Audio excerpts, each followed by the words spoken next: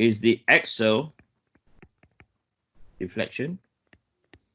Now we are still under Exo loading, yeah. Okay. And then we have P is the Exo applied load.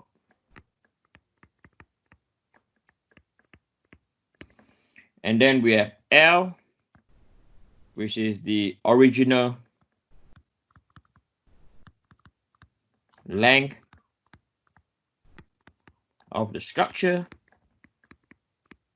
or of the member. And A is the cross-sectional area.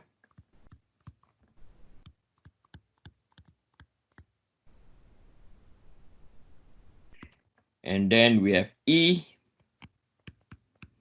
which is your Young's modulus.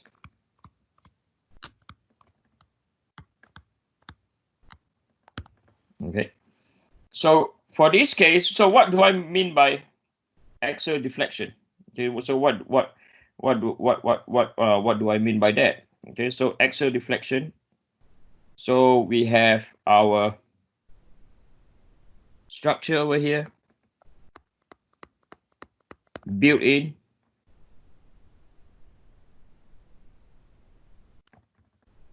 Okay. So there's no load.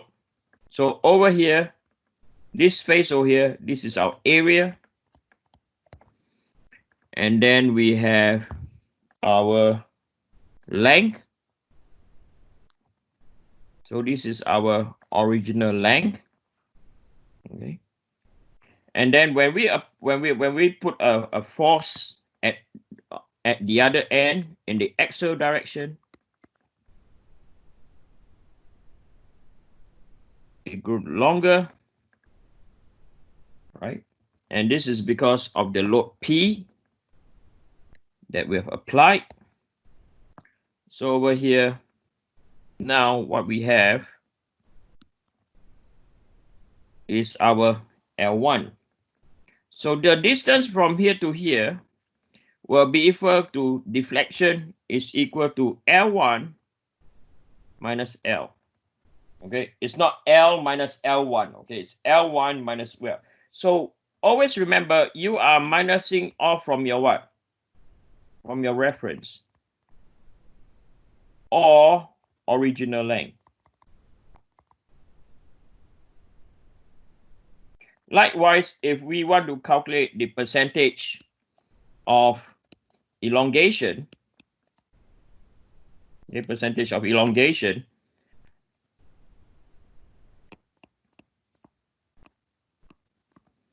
then this is the case. This will be equal to L1 minus L divided by what?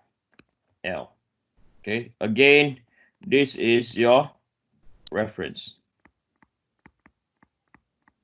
Okay, and then the whole thing you multiply by 100. Okay. Okay, so that's our percentage. So that our formula for deflection is equal to L1 minus L. Okay, P is known, L is known, area is known. Okay, and E is your Young's modulus. So now we are only going to focus on the elastic region only. Okay, we're only going to focus on the elastic region. So the analysis, okay, the analysis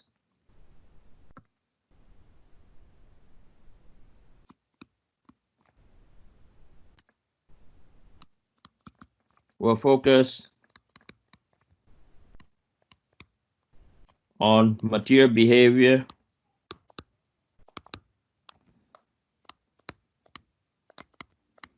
in the elastic region only. Okay, so why I emphasize on that is this. So again, back to our stress strain curve.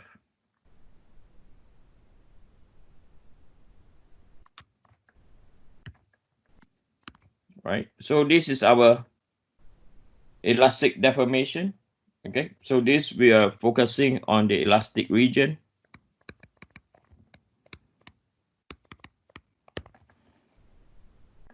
So in our elastic region, the gradient over here, the slope over here, we know that is our Young's modulus. And the strain over here is equal to L1 minus L divided by L. Okay. So this is also equal to deflection divided by what? Divided by L. So now, if you look at this formula over here, or if you look at the y-axis, stress, we know that is equal to P over what? A. Okay. So we are also aware that in the elastic region,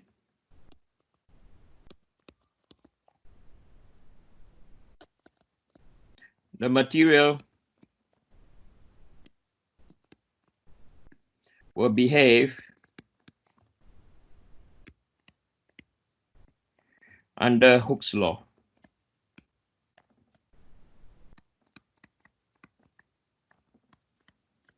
So Hooke's law states, or you don't know, this is bullshit. You don't know Hooke's, you don't need Hooke's law. If you look at the function, so this is a what? A linear function, right? If you look at it as a linear function, we know that y-axis is equal to mx plus c. Okay, so the y-axis is your stress, is equal to Young's modulus, which is your slope, now multiplied by strain. Okay, so that is Hooke's law. It's a linear function basically. Okay, so this is what we call Hooke's law.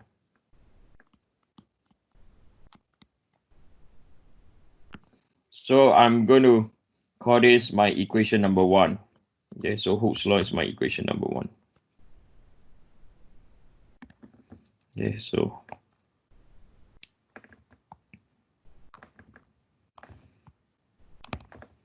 right, and we also know we're going to substitute stress is equal to P over A, right, into equation 1, and or stress is equal to P over A, and strain is equal to deflection divided by L into equation number 1. Okay, into equation number 1. So what you will see over here, so when you substitute, so you have P over A is equal to Young's modulus, deflection divided by L.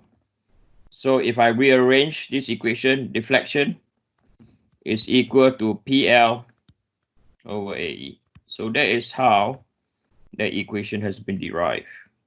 Now, why do I derive it? Okay, so this is our equation number 2. Now, why do I derive it? Only by deriving, then we also know our what?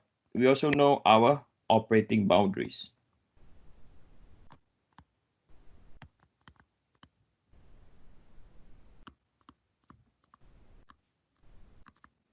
Of equation 2.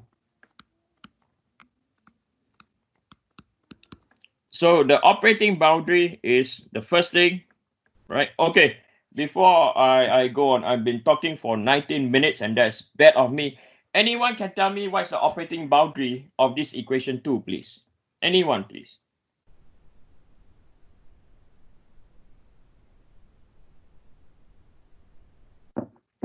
Operating boundary means when can you apply this equation? Anyone? The elastic region. Well done. Okay, so material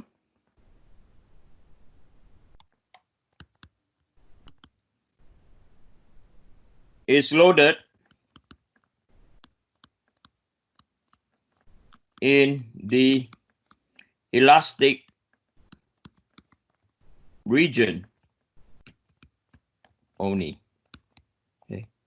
Any idea why you say that? You are right, but why? You're absolutely right down here, but why are you right? That's what you just said above. Which one? Which above? On the when we're looking at the graph. Or look. Well done, okay? Well done in the elastic region. So i.e. we have also used the equation where stress is equal to Young's modulus multiplied by what? Strain. Okay, you're absolutely right down there. Well done. How about the next one? What is the next operating boundary? Anyone? Yeah, better zoom in. Nothing to see. Anyone? There are two.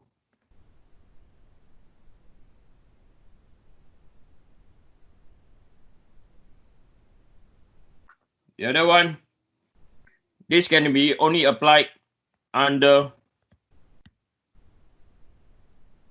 axial loading only. Okay. Under one condition, only axial loading, then you can apply this equation. If it's not under axial loading, you can't use this at all. Okay, it's a waste of time. Okay, don't be like me. I was an ignorant engineer. Okay, I just plug in formula. So why under axial loading only? Because the deflection is equal to L 1 minus L divided by what? L. Okay, so it's only one direction we consider, and it's under axial loading only. Okay, now let's look at the notation. Okay, let's look at the notation.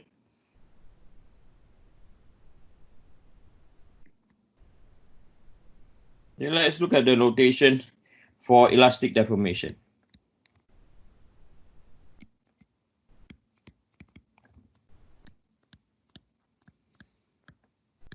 So as you know, elastic deformation only have two configuration. Okay, so the one configuration is we have a member down here, and then we have load apply in this direction. So this is what we call tension, right? So i.e. when you have tension, okay, when you have tension, your stress, your strain, your deflection, and your load, they are all what? Positive. Okay, they are all what? Positive. And the other configuration is when you have compression.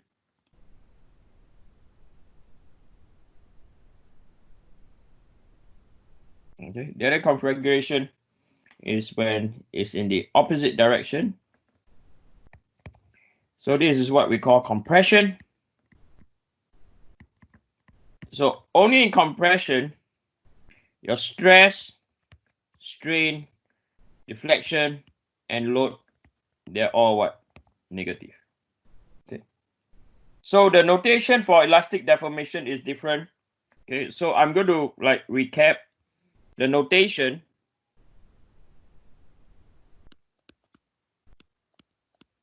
For static analysis,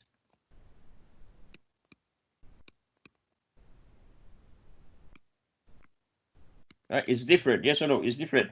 So the notation for static analysis, as you can see over here, okay. So if we were to draw our transformation, now when you do static analysis, you have to have your transformation. Okay, without your transformation, you're done. Okay, if you don't draw this, you are game over. Okay, because people don't know what is positive, what is negative based on your analysis. Okay, and you decide on the transformation what direction you want it to be positive, what direction you want to be negative. Anyway, coming back to here, so you know on static analysis, you write this out. So summation of forces in the x direction is equal to 0. So i.e. anyone going this way is what? Positive. Any forces acting in the opposite direction is what? Negative. Then you have summation of forces in the y direction is equal to 0. What you mean over here is anything going upwards is what? Positive. And anything that is going downwards is what? Negative. Likewise, is you do summation about moment in the z direction. So anything that is going in the anti-clockwise is positive. Anything that is going clockwise is going to be what? Negative. So this is for static analysis. Elastic deformation is different. If the structure is in tension, it's positive, and when it's compression, it is what? Negative. Okay, so what we are going to do now is we are going to do our example number 1.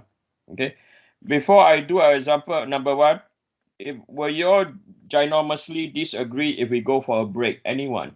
Do you agree to go for a break? Yes? Sounds good. Okay, so go for a break, okay? And then we are going to come back at 20:05. Okay, we're going to come back at 20:05. Okay, I'll see you guys later then. Okay, bye.